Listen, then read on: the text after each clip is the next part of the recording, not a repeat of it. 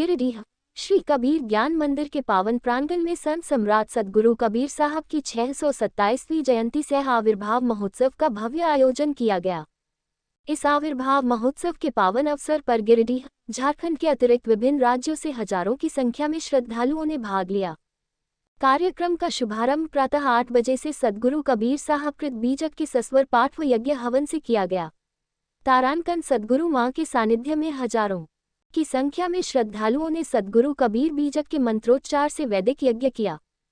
इस अवसर पर सद्गुरु मां ने जन समुदाय को संबोधित करते हुआ कहा कि कबीर की वाणी खालिस अमृत है।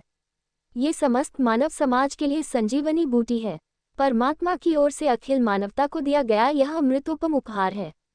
इसे अपनाकर मानव जहां परम सुखी हो जाता है, वहीं संसार स्वर्ग और सुखद बन जाता है। तारांकन गुरु कबीर अपने भक्तों को आश्वासन देते हैं, हे पुत्र, तुम मेरी शरण में आ जा, मेरा कहा मान ले, मेरी सेवा स्वीकार कर ले तो किसी में इतनी ताकत नहीं होगी कि तुम्हारा एक बाल भी टेढ़ा कर सके। यदि निश्चय पूर्वक कबीर वचनों को तुम मान लो एवं उसका अनुसरण करो तो तुम्हारे सभी पाप नष्ट हो जाएंगे और अनंत आत्मसुख का उदय होगा। तुम अनंत सुख के स्वामी हो जाओगे। संत दादू दयाल साहब अपने आराध्य कबीर साहब की महिमा का गुणगान करते हुए वे कहते हैं, जो कोई कबीर साहब के नाम की शरण लेता है, उस पर काल, मृत्यु, भय, दुख या माया की भयंकर चोट भी असर नहीं करती। जिसने कबीर तत्व को पहचान लिया, उसी में विलीन हो गया। उसे न माया डगमगा सकती है, न मृत्यु डरा सकती है, न काल छल सकता है। लोक प्राकट्य महोत्सव मनाया गया, जिसमें सद्गुरु कबीर साहब के वाराणसी के लहरतारा सरोवर में कमल पुष्प पर अवतरण की अलौकिक घटना को बहुत ही जीवंत रूप से प्रस्तुत किया गया। तारांकन तत्पश्चात नन्हे मुन्हे बच्चों द्वारा सांस्कृतिक कार्यक्रम की प्रस्तुति की गई।